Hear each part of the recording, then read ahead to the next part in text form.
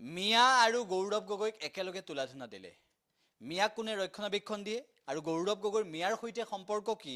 মিয়াক খেদিব বুলি মুখ্যমন্ত্ৰী ডক্টৰ হিমন্ত বিশ্ব শৰ্মাই বাৰম্বাৰ কৈ অহাৰ পিছত আকৌ আজি এবাৰ মুখ্যমন্ত্ৰীগৰাকীয়ে মিয়াৰ প্ৰসংগ উত্থাপন কৰিলে, গৌৰৱ গগৈৰ প্ৰসংগ আনিলে।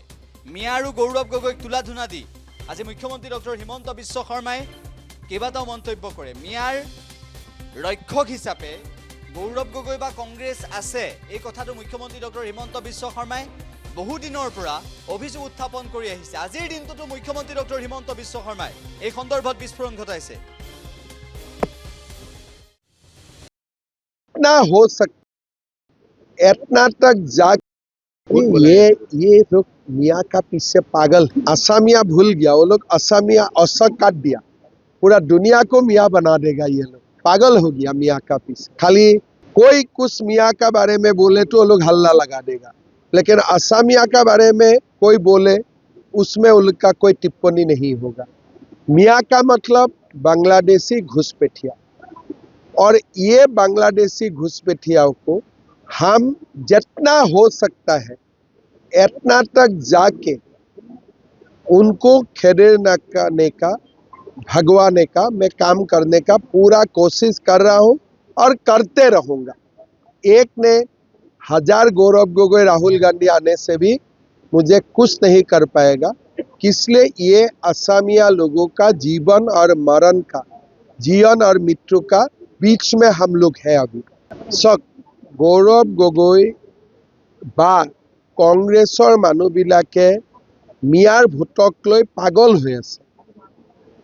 তেওঁলোকে নতুন এটা শ্লোগান দিছে, মই এইমাত্ৰ ৰাতিপুৱা পঢ়ি আহিলো, আগত দেখা নাই, নতুন বৰ অসম। তো নতুন বৰ অসম মানে কি? নতুনকৈ অসমত কি আহিলে? মিয়াহে আহিলে। অসমত বৰ অসম বুলি ক'লে আমি চাউলুং চুকাফাই বনাই থৈ যোৱা বৰ অসমখন বুলি। তেওঁলোকে ক'লে নতুন বৰ অসম। কেতিয়াবা আমি নতুন অসম নিৰ্মাণ কৰিম কওক আধুনিক অসমৰ কাৰণে, কিন্তু বৰ অসম বুলি ক'লে চুকাফাক বুজা যায়, আৰু নতুন বৰ অসম বুলি ক'লে কাক বুজা যায়?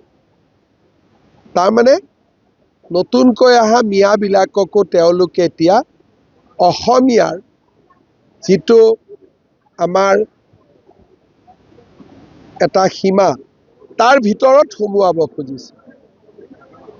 নতুন বৰ অসম শুনি মই আজি ৰাতিপুৱা মোৰ মূৰটো গৰমে হৈ গ'ল। মই ক'লো নহয়, তেওঁলোকৰ লক্ষ্যটো কি?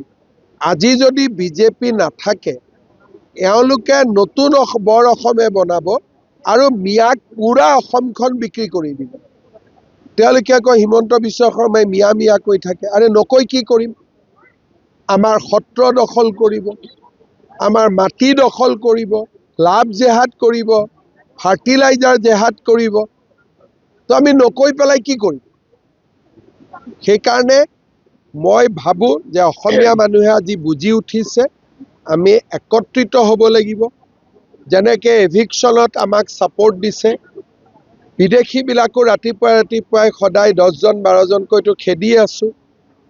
এতিয়া যিহেতু সুপ্ৰিম কোৰ্টে ডিচিক অধিকাৰ দিলে বিদেশী খেদা, ভৱিষ্যতে বিদেশী বহিষ্কৰণ